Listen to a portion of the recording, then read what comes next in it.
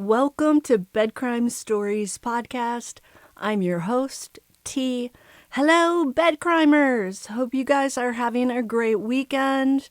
To anyone new, hello, welcome to the channel. Thank you for checking me out. And if after listening to or watching the video you find you enjoyed it, smash that like button and subscribe to the channel. What say we dig in? They say to understand a predator, you have to know his environment, where he lurks, his lair. Make no mistake, Alec Murdaugh is a predator. I'm not saying he's responsible for his wife Maggie and son Paul's deaths. 12 jurors will have to make that call. But I'm saying that Alec Murdaugh is a predator all the same.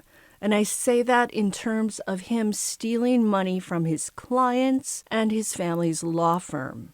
Murdaugh himself has admitted to this, and he's been disbarred from practicing law because of it. Perhaps there are no victims more illustrative of Murdaugh's predatory ways than the two sons of the Murdaugh's former housekeeper, the late Gloria Satterfield. Satterfield died in 2018 after taking a tragic tumble down the brick stairs leading to the Murdaugh's home, known as Moselle in South Carolina. Alec Murdaugh said that Gloria tripped over his dogs. But after all the misdealings Alec Murdaugh has been accused of, you have to wonder if the fatal fall was really accidental or if it came about by other means. No autopsy was ever done on Gloria Satterfield, and her cause of death was listed as natural, so we may never know the full truth. Alec Murdaugh was a personal injury attorney, as well as a part-time prosecutor for the 14th Judicial Circuit before his own fall. What can only be described as a stunning fall from grace. After Satterfield succumbed to her injuries, post a month-long stay in the hospital, Alec stepped in and offered to help her sons get an insurance payout, not from a life insurance policy that Gloria had. It's unclear if the single parent had one. No, Alec Murdaugh basically sued himself to collect on his own personal liability insurance. He promised to pay Satterfield's two boys $100,000 each, but they never saw a dime of that. In fact, Satterfield's children only learned the settlement for their mother's accident had been paid out when reporters started looking into 22-year-old Paul Murdaugh's arrest for his 2019 deadly drunk boating accident. Unbeknownst to the two Satterfield boys, multiple insurers had paid out $4.3 million for their mother's death, but the monies went into Alec Murdaugh's pockets, along with some of his friends who helped enable the situation. It pays to have friends in high places.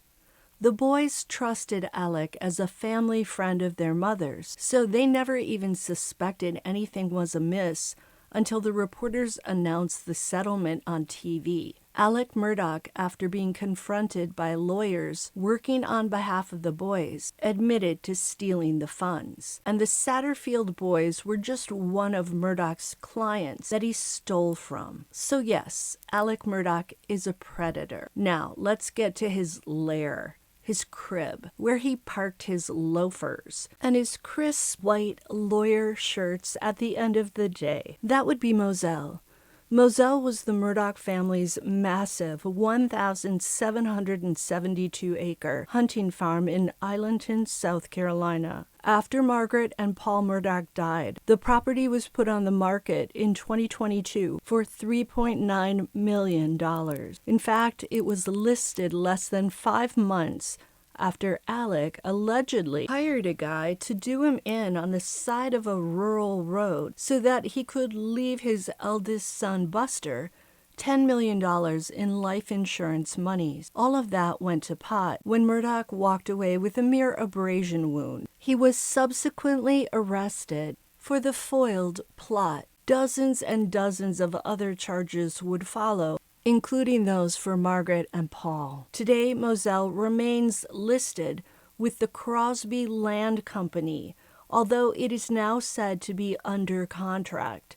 It is a stunningly beautiful property, but depending on how you view it, it could be heaven or it could be hell. Set along the banks of the Salkehatchie River, Moselle offered its inhabitants 1,772 acres of what's been described as an unusually diverse habitat with varying forest types. Nestled in the land are productive pine plantations, open fallow fields, and mature stands of mixed pine/hardwood. In addition to all that, the property boasts more than 2.5 miles of river frontage.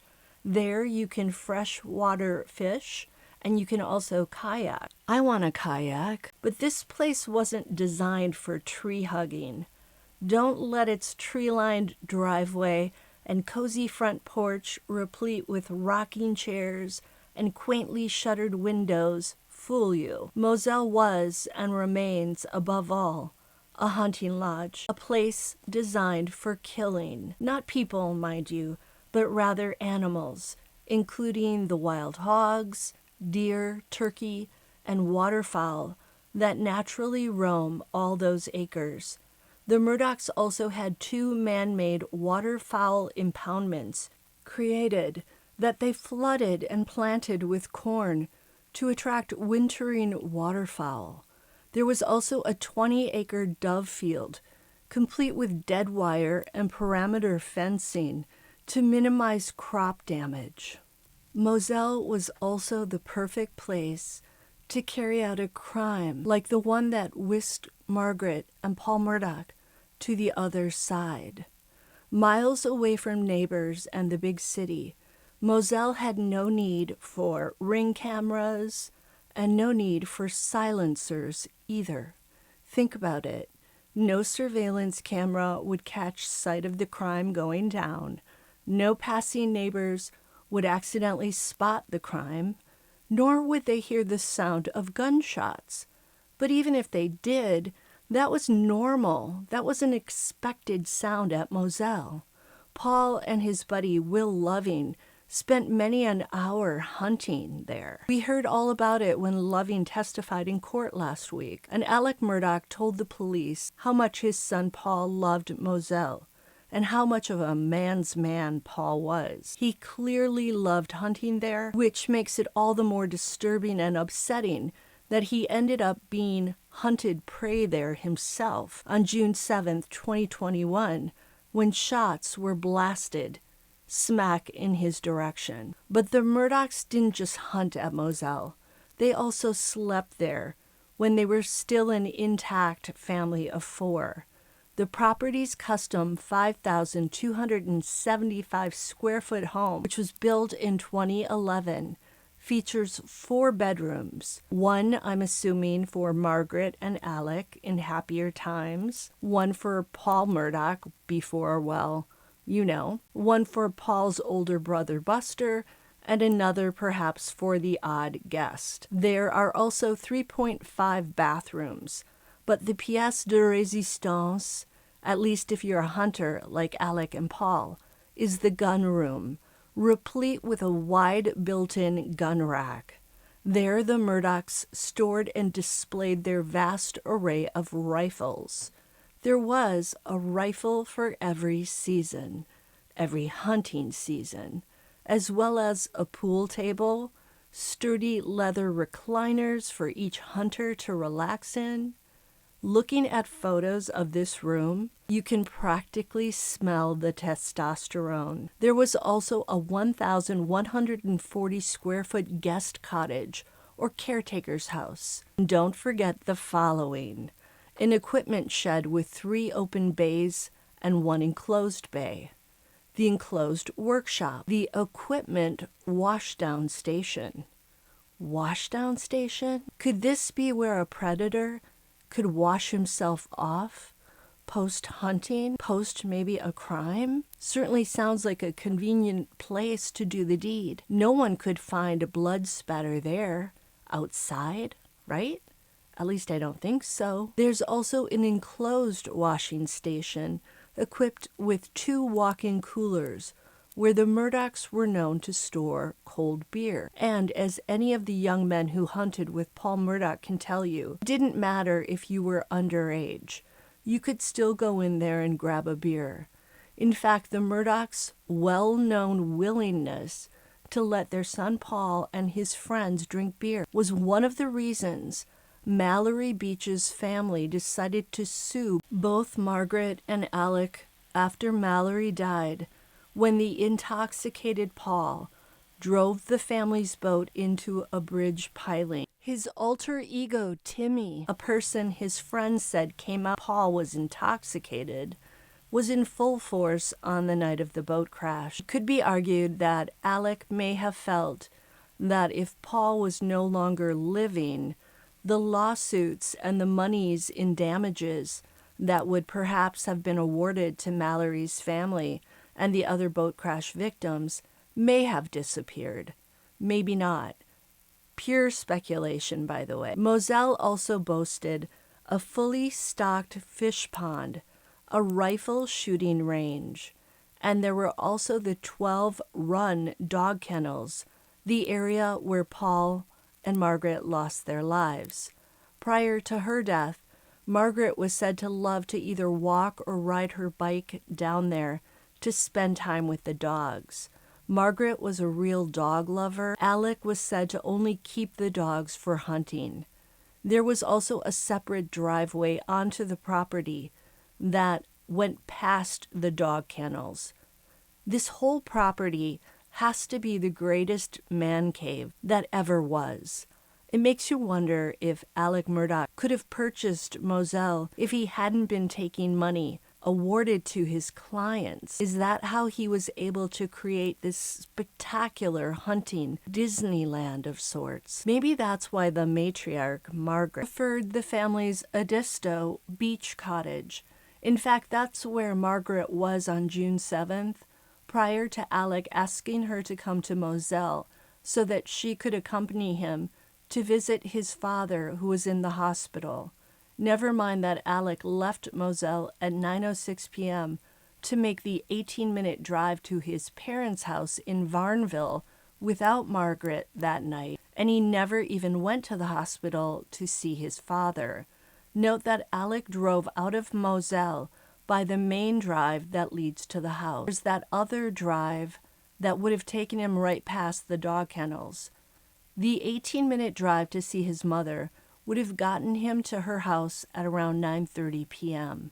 It's interesting to note that Alec's 911 call, once back at Moselle, was made at 10:07 p.m., so precisely 1 hour and 1 minute from when he left to drive to his parents' house. So Alec got to his mother's house at 9:30 p.m., let's say. Remember, it takes 18 minutes to drive from the parents' house then back to Moselle. That means he perhaps spent about maybe 18 minutes or so visiting with his dementia-stricken mother that night, who had a care nurse. And then Alec got back in his vehicle, drove 18 minutes back to Moselle to arrive at Moselle at 10:07 or so p.m. He would have had to leave his mom and dad's by perhaps 9:45 or 9:50 p.m. Note that the sun set at about 8:29 p.m. that June night. That would have been about 20 minutes before Paul and Margaret stopped using their cell phones forever. It also meant that Alec's drive to his parents' home was mostly in the dark. This area in South Carolina is very rural, and there's not a lot of streetlights. Such a trip to mom and dad's house after dark was highly unusual for Alec, apparently. So why that night? Some wonder if he may have been dropping evidence there, or if he washed up there. I don't really think so. I think Alec would have made use of those outdoor vehicle washing areas at Moselle. About a week after Margaret and Paul died, Alec took a raincoat to his mother's house. When investigators later found out about that raincoat, they discovered gunshot residue on the inside of it. That makes me wonder if Alec wore that raincoat on June 7th.